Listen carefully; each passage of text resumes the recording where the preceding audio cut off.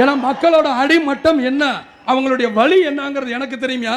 நான் நடந்து வந்திருக்கேன், நடந்து போயிருக்கேன், அவங்களோட தரையில் உட்காந்து சாப்பிட்ருக்கேன், அவங்களோட குடிசையில் உட்காந்து நான் தூங்கி இருக்கேன், சிமினி விளக்கில் நான் படுத்தலாம் உருண்டிருக்கேங்கிறது யாரும் புரியாமல் இருக்கிறாங்க. மாட்டு வண்டி கட்டி நான் போகும் பொழுது அன்னைக்கு மாட்டு வண்டியில் கீழே விளக்கு இல்லாமல் போனால் இதே காவல்துறை அதிகாரி பிடிச்சிக்கிடுவாங்க. சாயந்தரம் கிராமத்தில் இந்த விளக்கை தொடச்சி கிடச்சி திரியை போட்டு ஏற்றி கொளுத்தி போகிறோம். அதிலையெல்லாம் பழக்கப்பட்டு வந்தவன் தான் இந்த விஜயகாந்த். அதில் பழக்கப்பட்டு அன்னைக்கு நாங்கள் இதெல்லாம் பார்த்து எம்ஜிஆர்ட்ட கோரிக்கை கூட முதல் எம்ஜிஆர் சொன்ன அந்த விளக்கை இடியானார். அவர் மனுஷன். ஏன்னா சும்மா அது மாட்டு வண்டி நம்ம ஓட்டிக்கிட்டு போகிறோம், காற்றுல அலைஞ்சு அதுக்கு என்ன பண்ணுற காவல்துறை நெல்லியா ஏயா லைட் இல்லை அவங்களாம் செய்வாங்க.